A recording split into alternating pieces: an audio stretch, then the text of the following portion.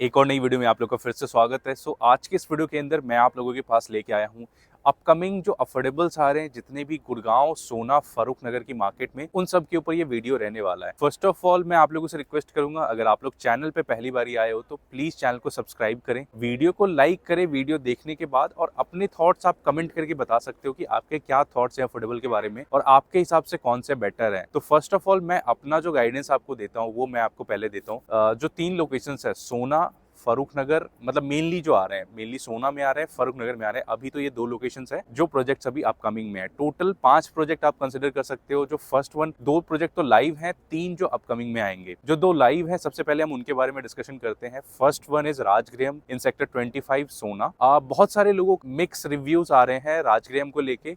अब मैं अपना पॉइंट ऑफ व्यू रखता हूँ राजगृहम के ऊपर। राजगृहम की जो लोकेशन है आज वो बहुत अच्छी नहीं है, जो कि ऑलमोस्ट जितने भी प्रोजेक्ट हैं अफोर्डेबल आने वाले, किसी की भी लोकेशन आज कोई भी अच्छी नहीं है। बट राजगृहम के साथ एक नेगेटिव पॉइंट और है कि राजगृहम के आसपास ना, मतलब with in 1 kilometre, 1.5 kilometre, 2 kilometre कोई बड़ा डेवलपर नहीं है। तो वो उस बिल्डर की बात नहीं करूंगा, लोकेशन का एक नेगेटिव पॉइंट है कि उस लोकेशन पे अगर आसपास कोई बड़ा डेवलपर नहीं है तो उससे क्या होती है ना, जो मेजर डेवलपमेंट है, इंफ्रा डेवलपमेंट है, वो थोड़ा स्लो आता है। वहाँ पे आता तो जरूर है बट वो स्लो आता है। तो वो एक इशू रहेगा उस लोकेशन के लिए। ये फर्स्ट थिंग था राजगृहम के लिए, जो लोकेशन का पॉइंट था। अदर देन दैट अगर बिल्डर की बात करूँ, अफोर्डेबल में आप देखो मोस्टली नए बिल्डर्स आपको देखने को मिलेंगे, पुराने बिल्डर्स ऑलमोस्ट आउट हैं, क्योंकि पुरानों को अफोर्डेबल का गेम समझ आ गया है, सब कुछ चीज़ें पता चल चुकी हैं। तो that's why they are not interested in launching any projects, because उसमें प्रॉफिट उनको कुछ भी नहीं है। तो दिस इज़ वन।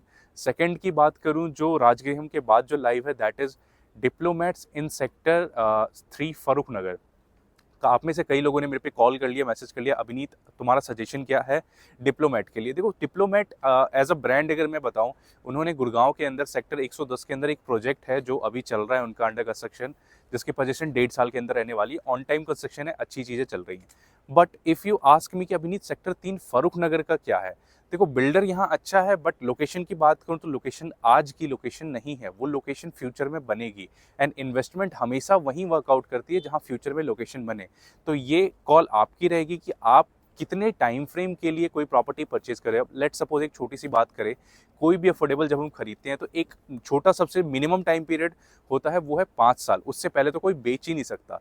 तो 5 साल का एक छोटा टाइम टेन्योर हो गया। बट उसके बाद जो टाइम टेन्योर आता है कि आपकी होल्डिंग कैपेसिटी क्या है, होल्डिंग पावर क्या है, आप कितने टाइम तक उसको रोकना चाह रहे हो। अब लेट सपोज कई लोग कहेंगे, कई लोग, मैं बताता हूँ एग्जांपल, जस्ट एग्जांपल देता हूँ। सोना के अंदर कई लोगों ने फोरेस्ट के अंदर यूनिट ली है, 9X के अंदर ली है, या MVN एथेंस का फेज 3 उसमें यूनिट ली है। कई लोगों की जो प्लानिंग है वो ये सोच के बैठे हैं कि जब वो प्रोडक्ट डिलीवर होगा तो मैं उसको रीसेल करके निकल जाऊंगा, दूसरा कुछ ले लूंगा। तो कुछ लोग इस तरीके से हैं और कुछ लोग इस पॉइंट से हैं कि भाई निकल जाए, सॉरी डिलीवर हो जाए, उसके बाद मैं उसको सेमी फर्निश्ड करके रेंट पे चढ़ा दूंगा, रेंट आने दूंगा। तो अगर आप रेंटल पर्पज के लिए कोई प्रॉपर्टी देख रहे हो या सेल भी करना चाहते हो, तो ये दोनों चीजें जो है एक साथ कंबाइन कभी भी नहीं हो सकती, क्योंकि कुछ प्रॉपर्टीज ऐसी होती है जहां कैपिटल एप्रिसिएशन आपको इनिशियली बहुत अच्छा देखने को मिलेगा बट इनिशियली रेंटल अच्छा देखने को नहीं मिलेगा। तो मेरा पॉइंट ये था कि बेसिकली कोई भी property other than sector 3 Farrukh Nagar, sector 25 Rajgriham, इन दोनों प्रोडक्ट की अगर कंपैरिजन आप करोगे तो दोनों ही आज एक सेम लेवल पे रहेगा। ना राजगृहम को मैं ऊपर बता रहा हूँ, ना सेक्टर 3 वाले को ऊपर बता रहा हूँ, क्योंकि दोनों ही आज थोड़ा सा आउटर वाली लोकेलिटी में है। रेंटल यील्ड आज की डेट में वहां पे नहीं है। आने वाले टाइम पे 5 साल बाद अच्छा रेंटल यील्ड होगा, बहुत अच्छा नहीं होगा। जो सोना के जो जैसे 2 और अपकमिंग लॉन्चेस में है, उनका एज कम्पेयर टू इन प्रोजेक्ट से थोड़ा सा बेटर रहेगा, क्योंकि वो बिल्डर पुराने हैं प्लस वो लोकेलिटी आज ही आपकी बसी हुई है। तो सबसे पहले फर्स्ट ये दोनों प्रोजेक्ट मैंने आपको बता दिए जो ऑलरेडी टीसीपी पोर्टल पे लाइव है। अब थर्ड प्रोजेक्ट की बात करूं जो इनके बाद आएगा, वो आएगा आपका नोवारा, वो भी सेक्टर 3 फर्रुख नगर में आएगा। Brand new developer, no track record, थोड़े बहुत काम किए हुए हैं छोटे मोटे लेवल पे, but there is nothing established like other developers, तो वो भी नहीं है। तो ये तीनों डेवलपर एक तरीके से आप मान सकते हो न्यू लॉन्च की कैटेगरी में ही रहेंगे। डिप्लोमेट का थोड़ा काम है, तो डिप्लोमेट के अलावा ये दोनों तो बिल्कुल ही ब्रांड न्यू लॉन्च में रहेंगे। अदर देन अब तीसरे के बाद चौथा जो प्रोडक्ट है that is ROF in sector 7। ROF sector 7, ROF की बात करूं, बहुत सारे लोग जानते होंगे ROF के बारे में, बहुत सारे लोग नहीं जानते होंगे।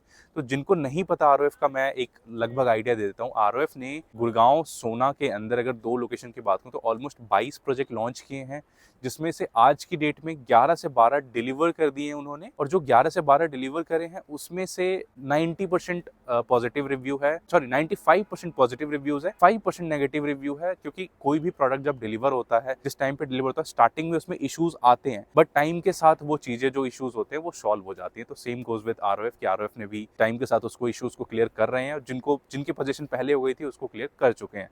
तो ये था आपका फोर्थ प्रोजेक्ट जो आरओएफ का आएगा। अब मेरे से आप लोग पूछोगे अभिनीत सेक्टर 7 की location as compare to all जो आने वाले उसमें कैसी रहेगी। देखो सबसे बड़ी बात मैं आप लोग को बताऊं, सेक्टर 7 26 जनवरी में ही आज की डेट में बसा हुआ लोकेशन है। बसा हुआ लोकेशन से मेरा क्या मतलब है, वहां पे उस सेक्टर में गांव भी लगता है एंड एक प्लॉटेड टाउनशिप है फ्रॉम द डेवलपर प्रीकोर के नाम से एक टाउनशिप है 100 एकड़ की, उसमें भी फैमिलीज अपना घर बना के रह रही है। दीनदयाल की प्लॉटेड टाउनशिप है। आज की डेट में प्रीकोर के अंदर अगर आप प्लॉट लेने जाते हो रफली 95,000 से 1 लाख रुपए पर स्क्वायर यार्ड का रेट आता है प्रीकोर सिटी के अंदर। तो प्लॉटिंग का रेट जब वहां पे लाख रुपए पहुंच चुका है, उसी लोकेशन पे आपको कोई अफोर्डेबल 30 लाख 50 लाख रुपीज, जो भी मतलब जनरल में जाते हो तो 30 लाख रुपीज, मैनेजमेंट में जाते हो तो 52 लाख रुपीज जो नॉर्मल कॉस्टिंग आती है। तो आप जो भी चूज करते हो उस हिसाब से मैं आपको बता रहा हूँ कि जिस लोकेशन पे जमीन की कीमत लाख रुपए गज हो चुकी है, फ्रॉम बिल्डर्स लाख रुपए गज हो चुकी है, उसी लोकेलिटी में आपको एक 30 लाख रुपए का फ्लैट मिल रहा है। तो that locality is already established in my point of view. But आप में से कई लोग कहेंगे विनीत यार उसके रोड का इशू है या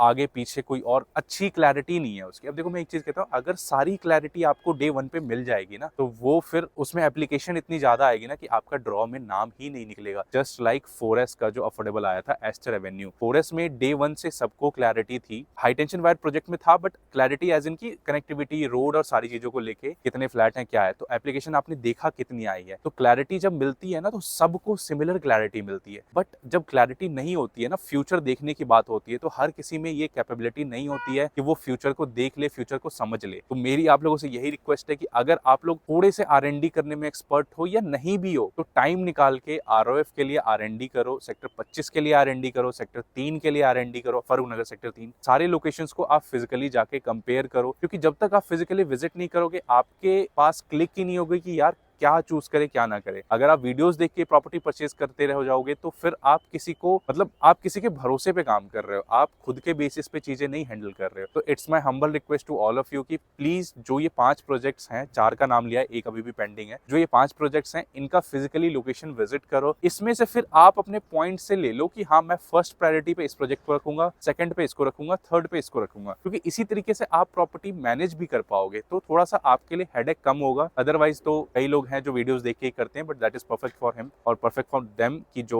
ऐसे डिसीजन लेते हैं। बट मेरा रिकमेंडेशन हमेशा यही होता है, फिजिकली लोकेशन विजिट करो। फिजिकली नहीं कर सकते, जिस भी ब्रोकर से आप वो यूनिट ले रहे हो या बुकिंग करवा रहे हो, उससे लोकेशन की वीडियो ले लो, from Sohna road till that project और from main Farrukh Nagar road till that sector 3 का जो डिप्लोमेट आ रहा है, नोवारा आ रहा है, उस तक की वीडियो ले लो। उससे आपको क्लैरिटी मिल जाएगी, आसपास की क्या बसावट है वो मिल जाएगा। एंड फोर्थ प्रोजेक्ट तक हम आ चुके हैं। 5वां प्रोजेक्ट जो रहने वाला है वो गुड़गांव का ही डेवलपर है, और शायद आप लोगों ने नाम सुना भी होगा, याशिका ग्रुप। याशिका ग्रुप ने गुड़गांव के अंदर सेक्टर 104 में अफोर्डेबल बनाया हुआ है, सेक्टर 99 के अंदर अफोर्डेबल है उनका, सेक्टर 109 में कमर्शियल है, रेवाड़ी के अंदर, रेवाड़ी सेक्टर 22 के अंदर उनके दीनदयाल के प्लॉट हैं, वहां पे उन्होंने डुप्लेक्सेस लॉन्च करे थे जो कम्प्लीटली सोल्ड आउट है। अभी उन्होंने 78 के अंदर एक दूसरा प्रोजेक्ट लॉन्च कर रहे हैं, इन प्रोसेस चल रहा है, मतलब उस अफोर्डेबल से पहले ये प्रोजेक्ट आ जाएगा, वो रहेगा। और 6th प्रोजेक्ट जो उनका है वो सेक्टर 12 सोना के अंदर रहेगा। सेक्टर 12 सोना, कई लोग कहेंगे अभिनीत सेक्टर 12 ये 25 के आगे है, 7 के पहले किधर है? अब देखो मैं आप लोगों को एक सिंपल सी वो बताता हूँ। 7 हमारा आता है पहले, मतलब जब हम गुड़गांव से सोना की तरफ जाएंगे सबसे पहले हमारा आएगा 7, उसके बाद आएगा 12, उसके आगे आएगा 25 एज इन राजगिरम की बात कर रहा हूँ, और 25 से 1 किलोमीटर आगे KMP एक्सप्रेस वे आ जाता है। तो अब आप लोगों के लिए चीजें समझना थोड़ा सा ईजी हो जाएगा कि आपको क्या चूज करना चाहिए। मैं पर्सनल गाइडेंस के ऊपर कोई चीज आपको नहीं बताऊंगा, this is completely on you, आप क्या चूज करते हो क्या चूज नहीं करते हो। मेरा काम था आपको प्रोजेक्ट बताना क्या आ रहा है और बैकग्राउंड क्या है, आगे प्लानिंग कुछ नहीं है।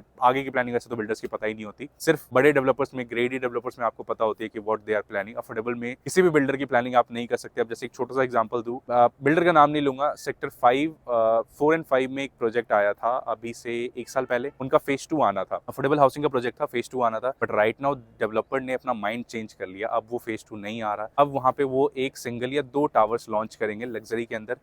ऐसी ही एक प्लानिंग सुनने में आ रही है सेक्टर 36 वाले अफोर्डेबल के लिए भी। नेम मैं किसी का भी नहीं लूंगा, बट वहां भी यही सुनने में आ रही है कि उस प्रोजेक्ट का भी फेज 2 नहीं आएगा। वहां पे डेवलपर ने थोड़े से प्लान चेंज करके लग्जरी टावर लॉन्च करने का प्लानिंग किया हुआ है, क्योंकि मार्केट में डिमांड है लग्जरी टावर्स की और वो सेल आउट होते हैं। अगर आप एक प्राइस पॉइंट अच्छा रखो तो वो सेल आउट होते हैं। जैसे अभी कुछ टाइम पहले बिरला का प्रोजेक्ट आया था ऑन SPR रोड, 16,500 के रेट पे बिरला ने लॉन्च करा था, and that project is completely sold out. Second project Ashiana का आया था सेक्टर 80 के अंदर, उसके अंदर भी फेज 1 के अंदर कम्प्लीटली सोल्ड आउट हो चुका है। फेज 2 डेवलपर ने भी लॉन्च कर दिया है। मतलब अगर बिल्डर प्राइस पॉइंट सही रखे किसी भी प्रोडक्ट का तो वो प्रोडक्ट सेल आउट होता है। If you are in the market और जिस लोकेशन का प्राइस पॉइंट 15-16 हजार होना चाहिए वहां पे आप 18,000 डिमांड करोगे तो ऑब्वियसली वो प्रोजेक्ट सेल आउट नहीं होगा, क्योंकि आपका एज अ ब्रांड कोई ब्रांड नहीं है एंड आप डिमांड कर रहे हो प्राइस लाइक DLF, तो चीजें सेल आउट नहीं होगी, क्योंकि कस्टमर बेवकूफ नहीं होता कभी भी। तो ये बस मैं आपको बता रहा हूँ कि डेवलपर्स ने अपना माइंड चेंज कर लिया है। अब कोई भी एक्सटेंशन लॉन्च करने में इंटरेस्टेड नहीं है। हर कोई अब बस यही चाहता है कि वो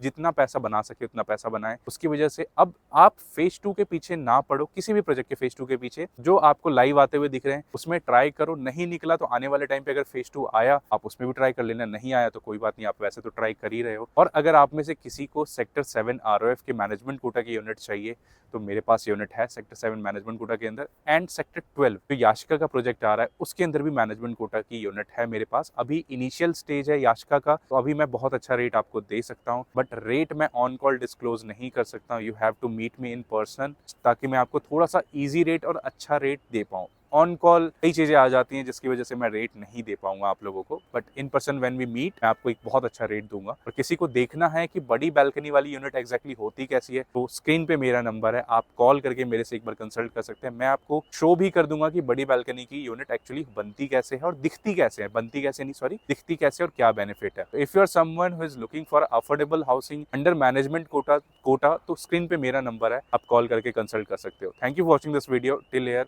मिलते हैं नेक्स्ट वीडियो में। Thank you so much.